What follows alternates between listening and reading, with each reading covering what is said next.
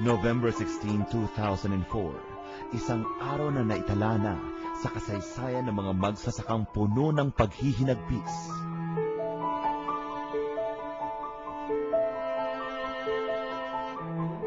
Kahit kinanyon sila ng tubig na may kemikal, kahit pinasabugan sila ng mga tirgas, kahit halos araruhin sila ng mga tangke, hindi natinag ang mga magsasakang pinagtibay ng kanilang hangarin na makamit ang hustisya para sa taon-taong paninikis sa kanila ng mga Cojuangco Aquino.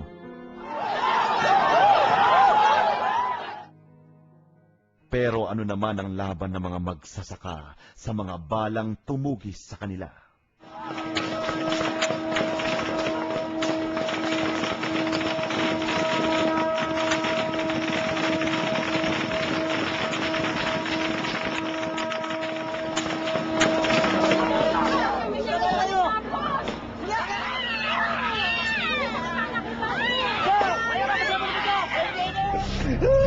Kunting sahod lang ang hindi pa binigay.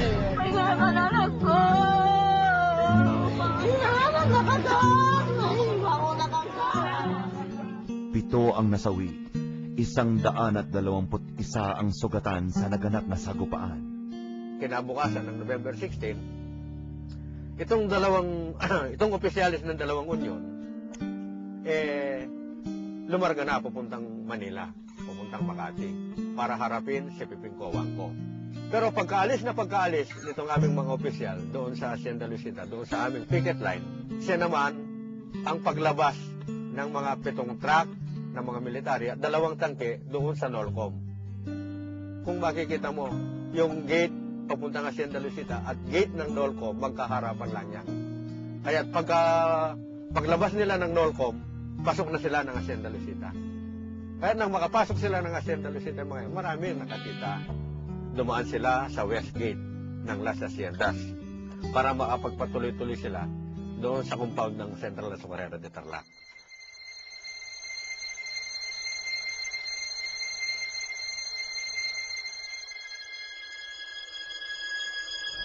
To sniper fire allegedly coming from a barangay adjacent to the company premises.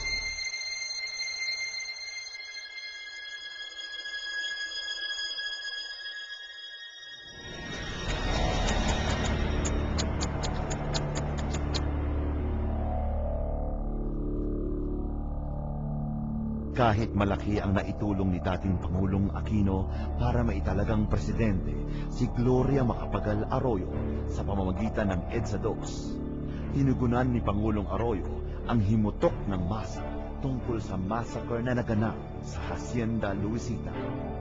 Binuo ang Task Force Stock Distribution sa ilalim ng Department of Agrarian Reform noong November 25, 2004 para pag-aralan ang dahilan ng strike.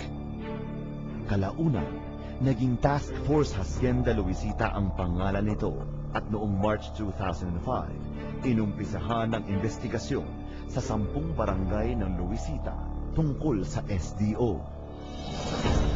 Makalipas ng 3 buwan, pumutok ang isyong Hello Garci laban kay Pangulong Arroyo. Gayunman, solido ang naging suporta ng mga Cojuangco Aquino sa kanya. Ngunit ano ang dahilan kung bakit? Pagkalipas ng 1 linggo ay tumiwalag sila mula sa kampo ni Arroyo.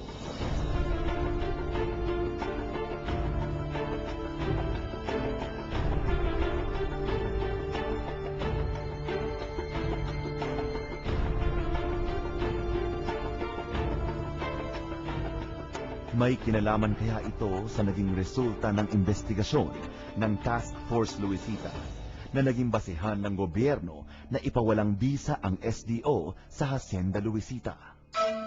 December 23, 2005, formal na pinag-utos ng Presidential Agrarian Reform Council o PARC na i-revoke ang SDO at ilagay sa compulsory acquisition ang Hacienda, bagay na ipinagbunyi ng mga magsasaka.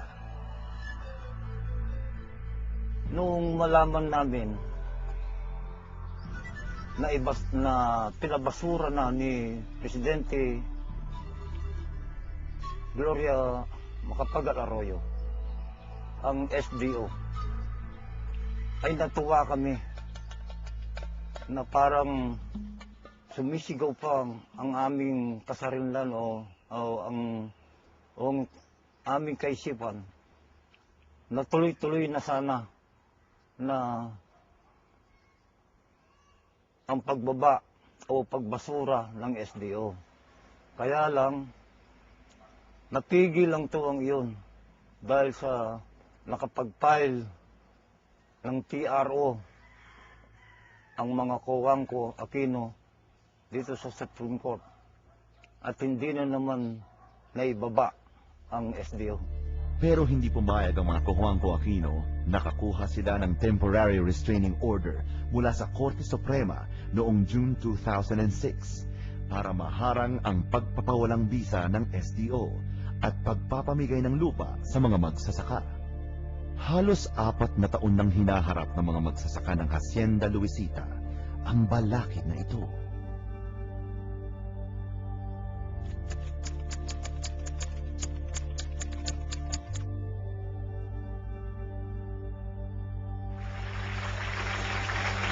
Bayang Pilipinas, tatakbo po ako sa pagkapangulo sa darating na halalan.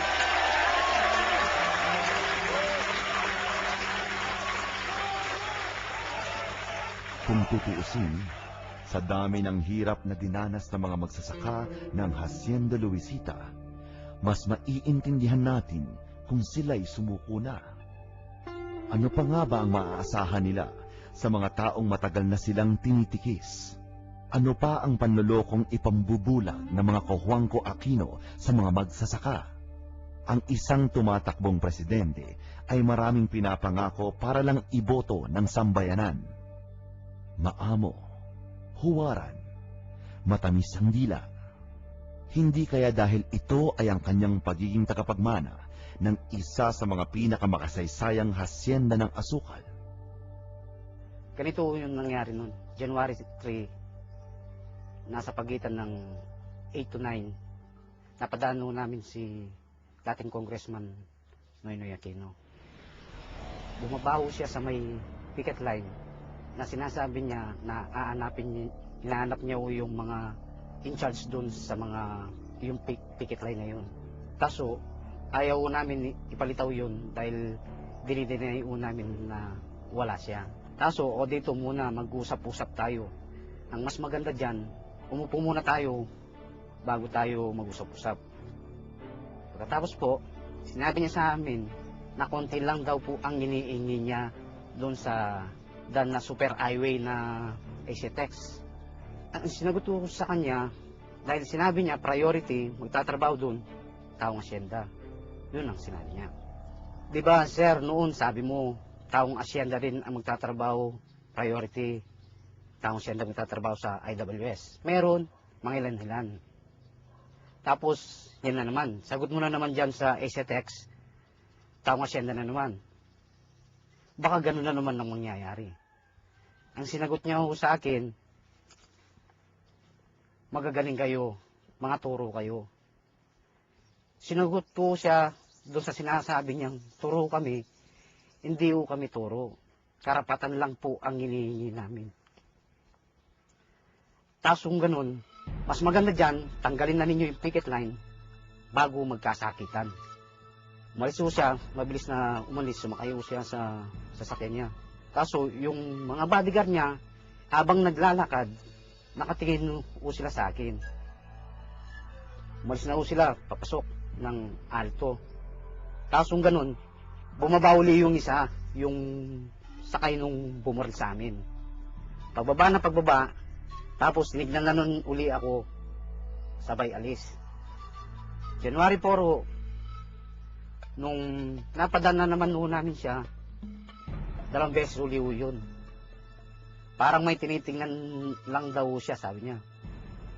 January 5, nung uli namin napadaan siya, yung ginagamit nilang pang-backup ni Noynoy Aquino. Kaso, inabutan ho ako ng jacket, remembrance ko daw, sabi nila. Ako naman masaya akong tinanggap ko yung patig na yun. Dahil may remembrance akong galing sa mga bodyguard ni Congressman Noynoy Aquino.